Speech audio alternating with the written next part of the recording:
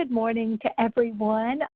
This beautiful where I am, I'm actually in New Orleans working this week, and it's nice temperature down here. So anyway, thank you guys so much for signing up for this class. It's one of our most popular classes. I think I've been teaching it a couple of years now.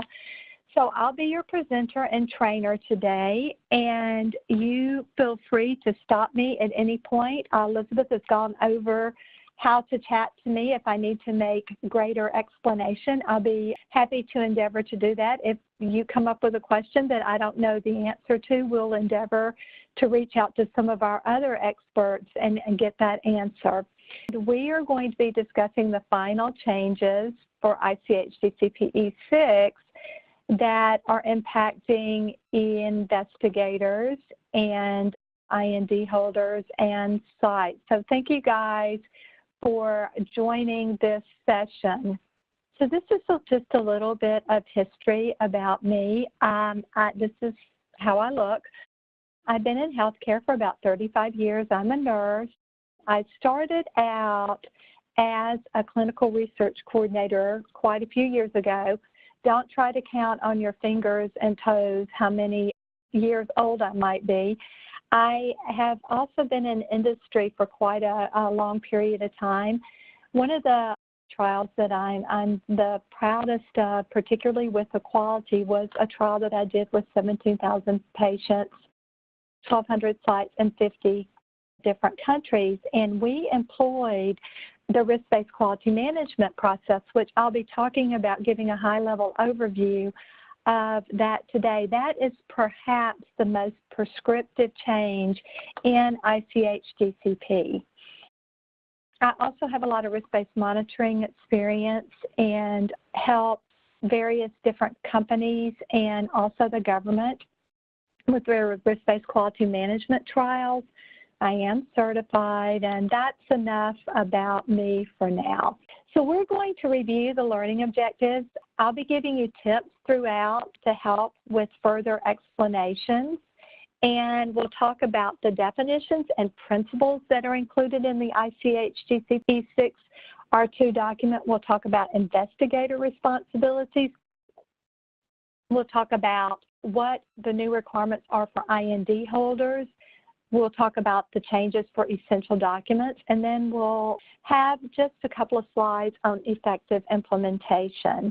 So upon completion of this course, you will be able to identify the changes that impact investigative sites in your roles. You'll be able to explain the impact of the revisions to sites and sponsor investigators.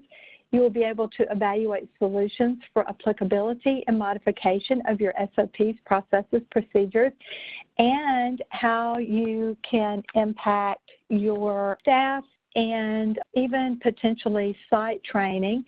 And you will be able to apply lessons learned for effective implementation of the R2 guidelines. So I want to just go over the drivers for ICH GCP E6 and give you guys some background on how over the last 21 years the regulators have seen the changes and what we needed to be changed.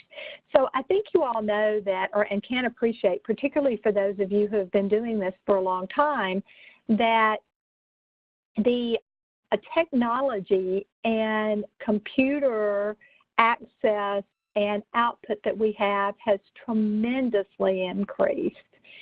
And also, over the last 20 to 21 years, there have been an incredible increase in number of clinical trials. So I've been doing clinical trials for a long time, and I can remember the early trials and the fact that we did our data on paper and didn't have as much technology. So with all of this, the regulators have noticed that we have tools, technology at our hands that we are not using that could help us become more efficient.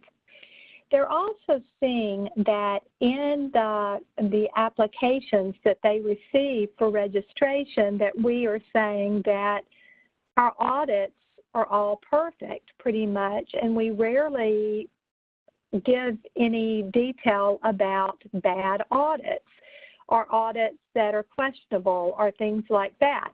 So there's a lack of trust from the regulators of the ICH GCP statements that are in the NDA.